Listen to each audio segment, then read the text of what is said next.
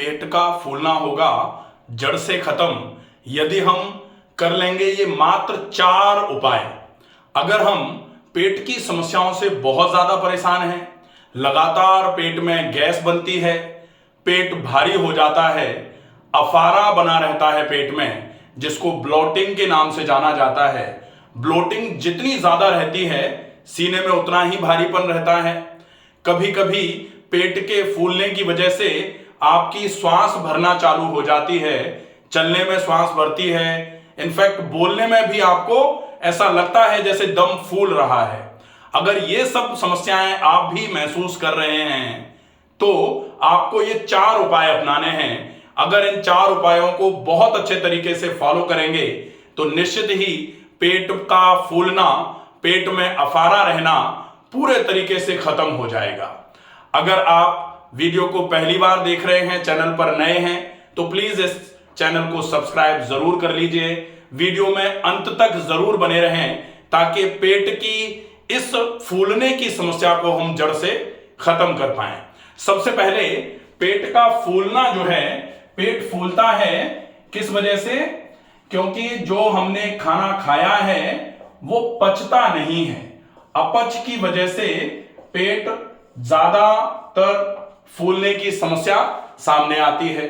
अपच का सबसे बड़ा कारण जो होता है वो होता है गुड बैक्टीरियाज जो हैं उनकी पेट में कमी। अगर आंतों में गुड बैक्टीरियाज, जिनको अच्छा माइक्रोबायोम कहा जाता है, गुड माइक्रोबायोम कहा जाता है, अगर माइक्रोबायोम बिगड़ेगा आंतों का तो निश्चित ही पाचन की प्रक्रिया धीरे धीरे करके खराब होना चालू हो जाती है। अब अगर हेल्दी बैक्टीरियाज जो हैं, जिनको गुड बैक्टीरियाज कहते हैं, ये हेल्दी बैक्टीरियाज की अगर कमी होगी तो निश्चित ही बैड बैक्टीरियाज को अलग से हम खाते तो है नहीं, ऐसा तो है नहीं कि हेल्दी बैक्टीरियाज कम हो रहे हैं, बैड बैक्टीरियाज हम बढ़ा रहे हैं किसी वजह से। तो अगर हेल्दी बैक्टीरियाज आपके गट में, आपके इंटेस्टाइन में कम होंगे तो स्वतः ही बैड बैक्टीरियाज जो हैं वो बढ़ना चालू हो जाते हैं। अगर गुड बैक्टीरियाज आपके पर्याप्त मात्रा में रहते तो ये अच्छे बैक्टीरिया जो हैं वो आपके डाइजेशन को हमेशा अच्छा रखने की कोशिश करते हैं और अच्छा रखते हैं। डाइजेशन अगर अच्छा रहेगा तो अपच की समस्या होगी ही नहीं। अपच का मतलब क्या होता है? इनडाइजेशन। अगर इनडाइजेशन हुआ, अपच हुई तो ही तो पेट फूलेगा। अब अगर हेल्दी बैक्टीरियाज आपके इंटेस्टाइन में प्रॉपर हैं तो वो इनडाइजेशन होने ही नहीं देंगे, डाइजेशन को बहुत प्रॉपर रखेंगे, जिसकी वजह से आपका पेट का अफारा जो है वो होगा ही नहीं। लेकिन जैसे जैसे हेल्दी बैक्टीरियाज में कमी आती है, बैड बैक्टीरियाज जो हैं ये बढ़ना चालू हो जाते हैं और बैड बैक्टीरियाज अगर बढ़ते हैं तो ये गैस फॉर्मेशन कराने के लिए रेस्पॉन्सिबल होते हैं। ये फर्मेंटेशन कराएंगे, डाइजेशन की जगह ये फर्मेंटेशन कराना चालू कर देते हैं।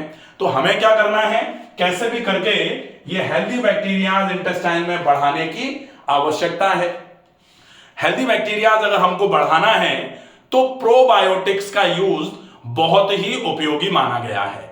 इसलिए जब पेट में अफारा आए, पेट ज्यादा फूले, ऐसी कंडीशन में अगर हम अपनी डाइट में प्रोबायोटिक्स का यूज बढ़ा देंगे तो धीरे धीरे करके हेल्दी बैक्टीरियाज बढ़ना चालू हो जाते हैं और हेल्दी बैक्टीरियाज जैसे जैसे बढ़ेंगे आपका अफारा जो है, पेट का फूलना जो है वो धीरे धीरे करके कम हो जाएगा।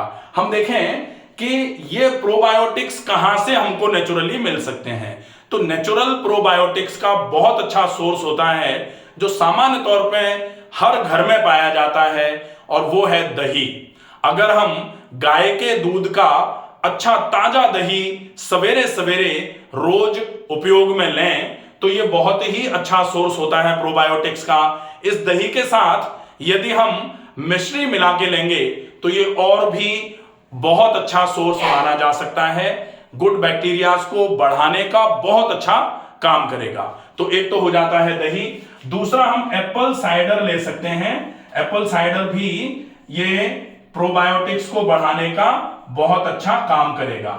एप्पल साइडर विनेगर जो आता है, जिसको सेब का सिरका भी कहते हैं, तो सेब का सिरका और अगर दही हम नियमित उपयोग में लेना चालू कर दें तो निश्चित ही हमारे जो हेल्दी बैक्टीरियाज हैं वो बढ़ना चालू हो जाएंगे इंटेस्टाइन में, और अगर हेल्दी बैक्टीरियाज बढ़ना चालू हो जाएंगे तो अपच की समस्या जो है वो धीरे धीरे करके नॉर्मल होना चालू हो जाएगी, जिसकी वजह से पेट का फूलना जो है वो कम होना चालू हो जाएगा। अब हम दूसरा देखें, वो होता है, पहला तो हो गया गुड बैक्टीरियाज की कमी, ठीक है, ये इनका कम होना हुआ, जिसको हम बेसिकली हेल्दी बैक्टीरियाज की कमी भी बोल सकते हैं। दूसरा है आपका फूड पैटर्न। तो फूड पैटर्न मतलब ये आहार आपका जो है ये, क्योंकि पाचन तंत्र में क्या होता है, पचना होता है खाने का। अब पचता क्या है, आहार। तो जब आहार पचता है तो अपच किसकी होगी, सामान्य तौर पर दो ही चीजें हैं, या तो पाचन तंत्र की कमजोरी और या फिर आहार की गड़बड़ियां। तो आहार से संबंधित गड़बड़ियां क्या हैं, आहार से संबंधित गड़बड़ियां क्या क्या हैं वो हम देखें अगर, तो सबसे पहला होता है ज्यादा मात्रा में खाना। अगर पेट बहुत फूल रहा है तो हमें यह देखना पड़ेगा कि कहीं हम क्वांटिटी ज्यादा तो नहीं ले रहे हैं। हम कभी कभी थोड़ा सा ज्यादा खा लेते हैं, भूख नहीं है उसके बावजूद भी खा लिया, अच्छा बना है इसलिए ज्यादा खा लिया, तो ओवर ईटिंग जो है वो भी पेट के फूलने का एक बहुत बड़ा कारण बनती है। तो एक आहार में पहला हो जाएगा ए, ओवर ईटिंग। आहार में बी पॉइंट रहेगा कि आहार से रिलेटेड ही दूसरा क्या है, हम ज्यादा तो मान लो हमने माना कि ज्यादा नहीं खाया लेकिन हमने जल्दी में खा लिया। अगर हम खाने को बहुत जल्दी में खा लेंगे तो भी वो अपच कराएगा और पेट के फूलने की समस्या आपको आना चालू हो जाएगी। तो ना तो हमको ज्यादा खाना है और ना हमको जल्दी में खाना है। कहा जाता है कि जल्दी का काम शैतान का, और अगर हम जल्दी में खाना खाएंगे तो निश्चित ही हमारे लिए बड़ा ज्यादा नुकसानदायक हो सकता है। इसलिए आप जल्दी में भी ना खाएं, तो ओवर ईटिंग भी ना करें और जल्दी में भी ना खाएं। सी इसका होगा, आहार में ही एक और रूटीन जो हम देख सकते हैं कि अगर हम जल्दी भी नहीं खा रहे हैं, हमने ज्यादा भी नहीं खाया है, लेकिन हम सही खा रहे हैं और बहुत धीरे धीरे खा रहे हैं, लेकिन रात को हम जो शाम का 7 बजे का खाना है उसको रात को 11 बजे खा रहे हैं, 11 PM, मतलब बहुत लेट नाइट डिनर्स अगर हम कर रहे हैं तो ये भी हमारे लिए पेट को फुलाने का एक बड़ा कारण बनेगा। तो हमें लेट नाइट डिनर भी नहीं करना है, इसका विशेष ध्यान रखना है। हमें शाम का खाना, हमें ये क्या करना, ओवर ईटिंग नहीं करनी है, मतलब थोड़ा लाइट और लाइट डाइजेस्टिव फूड लेना है। जल्दी में खाना नहीं खाना है, खाने को बहुत ज्यादा चबा चबा कर खाना है, और लेट नाइट डिनर्स को अवॉइड करके हम इसको प्रीपोन कर देंगे, मतलब डिनर्स जो हैं वो हमारे 7 बजे के पहले पहले होना चालू हो जाएं, तो निश्चित ही हमारा पाचन तंत्र धीरे धीरे करके नॉर्मल होना चालू होगा। पेट में गैस जो भर रही है वो कम भरेगी, अफारा कम आएगा।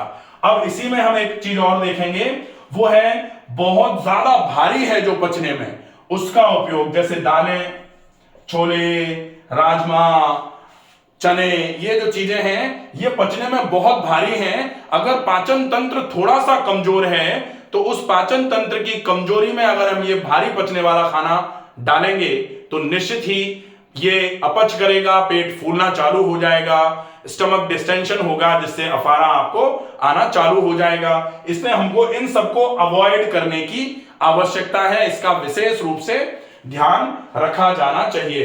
अब हम देखेंगे कि आप कच्चा भी नहीं खा सकते। कच्चा का मतलब आप अगर जैसे अंकुरित अन्न खा रहे हैं, सलाद बहुत ज्यादा मात्रा में खा रहे हैं और सलाद को खाने के साथ ही अगर खा रहे हैं, ऐसे कंडीशन में आपका पेट फूलना चालू हो जाएगा। इसलिए हमको इसको अवॉइड करने की आवश्यकता है, इसका विशेष ध्यान आपको रखना पड़ेगा। इसी क्रम में हम मैदा को भी अवॉइड करें, क्योंकि मैदा पचने में बहुत भारी होगी। मैदा आपके पेट, आमाशय में और आंतों में चिपक जाएगी, जो बड़ा नुकसान करने का काम करेगी। इसलिए अगर आपको पेट फूलता है, आपका अफारा रहता है, पेट में ब्लोटिंग रहती है, तो आप मैदे से बनी चीजों का उपयोग कम से कम करेंगे तो डेफिनेटली धीरे धीरे करके आपका जो पेट का फूलना है वो ठीक होना चालू हो जाएगा। दूसरा जो कारण था पाचन तंत्र की गड़बड़ी का, जिसमें पेट का फूलना आता है, वो था आहार। तो आहार में हमको इन चीजों का विशेष फॉलो करना है। अब हम तीसरी चीज जो है जो गैस बनाने का काम करती है वो है आपकी पेट को लंबे समय तक खाली रखना। तो एम्प्टी स्टमक अगर बहुत लंबे समय तक आप रहते हैं तो यह भी आपके पेट को फुलाने का काम करती है, इसलिए आपको एम्प्टी स्टमक बहुत लंबे समय तक नहीं रहना है, इसका विशेष ध्यान आपको रखना पड़ेगा। चौथा जो होता है वो होता है व्यायाम की कमी, लैक ऑफ एक्सरसाइजेस। अगर पेट फूलता है, पेट में अफारा रहता है, खाना खाने के तुरंत बाद पेट फूल जा रहा है या पूरे दिन पेट फूला रहता है, उसका एक विशेष बड़ा कारण होता है, वो होता है सेडेंट्री लाइफस्टाइल। अगर सेडेंट्री लाइफस्टाइल आपकी रही तो धीरे धीरे करके डाइजेस्टिव इश्यूज आना चालू होते हैं, पेट फूलना चालू हो जाता है। इसलिए आपको रेगुलर व्यायाम जरूर करना है। नियमित कम से कम 1 घंटे का व्यायाम अगर आप रोज करते हैं तो पाचन तंत्र मजबूत रहेगा। पाचन तंत्र मजबूत रहेगा, उसके अनुरूप अगर आप भोजन लेंगे तो निश्चित ही आपका पेट जो फूलता है, पेट फूलना बिल्कुल बंद हो जाएगा, आपका अफारा बिल्कुल क्लियर होना चालू हो जाएगा। और पेट के फूलने की वजह से, पाचन तंत्र की गड़बड़ी की वजह से जो आपके शरीर में लगातार थकान, लगातार कमजोरी का आभास आप करते हैं, महसूस करते हैं, लगातार कमजोरी, वो धीरे धीरे करके दूर होना चालू हो जाएगी। आशा है ये वीडियो आपके लिए बहुत उपयोगी होगा। पेट में जिनको भी अफारा रहता है ऐसे लोगों तक इस वीडियो को पहुंचाएं। ज्यादा से ज्यादा लोगों तक अगर ये वीडियो पहुंचेगा, बहुत सिंपल सी चीजें हैं जो पाचन तंत्र को खराब करने का काम कर रही हैं, अगर हम इन चीजों पर फॉलो अप करेंगे तो पाचन तंत्र धीरे धीरे करके मजबूत हो जाएगा और आप इस पेट के फूलने की समस्या से पूरे तरीके से बच जाएंगे। स्वस्थ रहिए, सुरक्षित रहिए। धन्यवाद।